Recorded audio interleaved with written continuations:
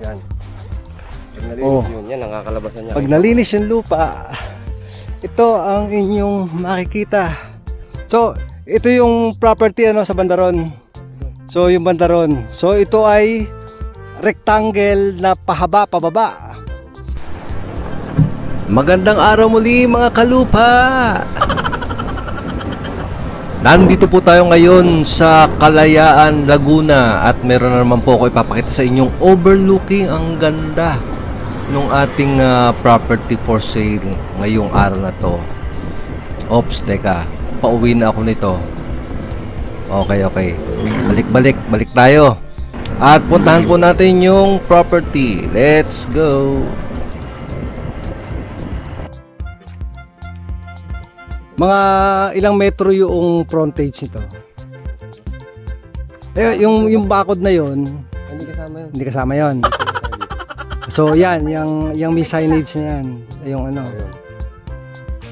Mga ilang metro kaya to? Tapos hanggang saan? 6 ata, 36 meter. 36 meters.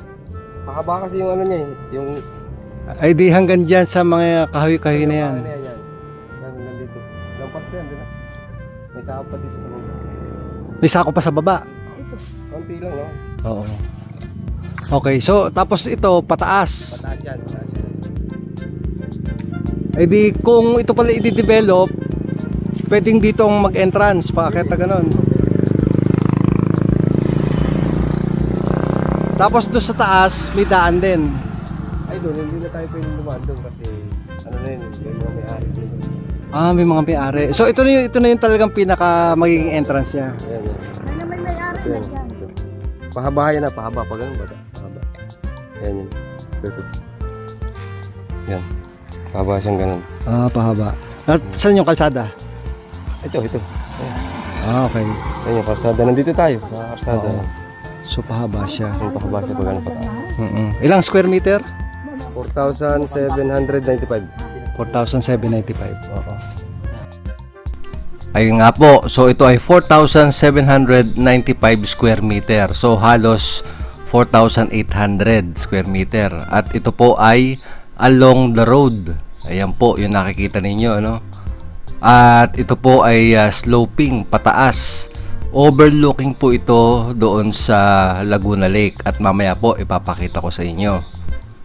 At ito po ay tax deck and ready for title at malinis po ang papel po nito.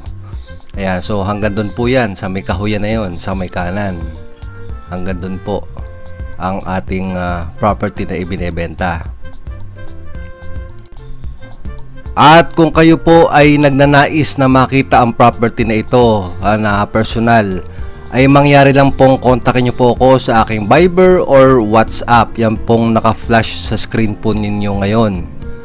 At anytime po, pwede po tayo mag-tripping dito para po ma-appreciate ninyo kung gaano kaganda ang lupang ito.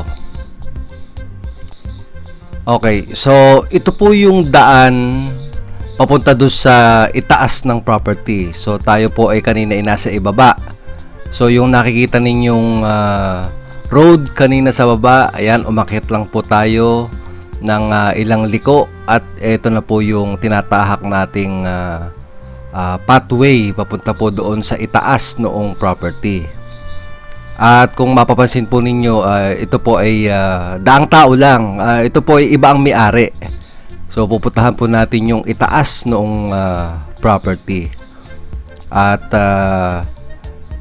para ma-appreciate po ninyo kung gaano kaganda. Kung mapansin po ninyo yung or kung nakita po ninyo yung Camp Laya, ito po ay malapit doon. Kaya pwede po itong maging campsite or pasyalan. Pwede po niyo itong i-develop. At ang kagandahan po dito, ito ay malamig na lugar at overlooking sa Laguna Lake. At yun po, sa ngayon po ito ay hindi pa dinidevelop. At yun nga po, ito po ay tax deck pero ready for title. At dito po, pwede po ninyong palagyan ng kuryente. At yung source po ng tubig, meron pong mapagkukunan dito ng source ng tubig. Dito po ay maraming bukal. Ayan po. So tingnan po natin yung property dito sa taas. Lahat yan. So ito na yun. Ayan, so ito na po, nasa pinakataas ng property. Hindi mapasok kasi gubat. Ayan. So ito yung taas. So pag nahawan to, overlooking. Dito ako muna ng overlooking para bayan sa kalinis dito.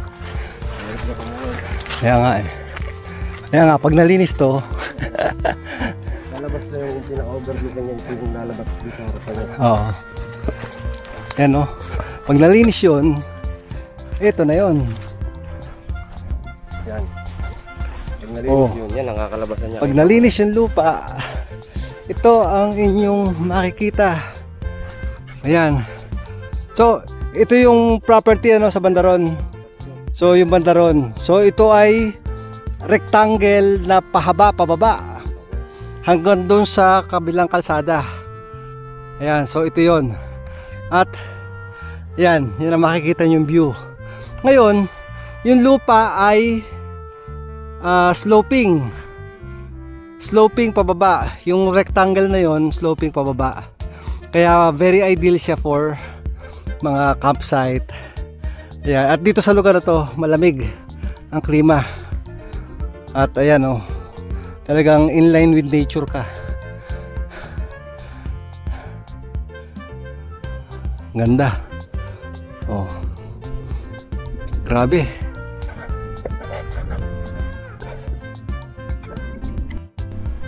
Kung meron po kayong idle property or idle land, ay pwede ko po kayong tulungan na maibenta po ito. Sa pamamagitan ng pagpunta ko po dyan, i-video ko po yung inyong lot or property para po mai-upload natin dito sa Lots and Properties channel. At syempre, kung nagustuhan po ninyo ang video, please hit the like button para po sa ikauunlad nitong ating channel. At kung kayo po ay naghahanap ng dream farm or dream lot, baka po dito sa Lots and Properties po ninyo makita. Kaya abang-abang lang po kayo. Baka po meron kayong magustuhang property or i-search po ninyo itong ating channel. Kaya ang pinakamahalaga po ay please subscribe para lagi po kayong updated sa mga videos na inilalabas ko gaya po nito.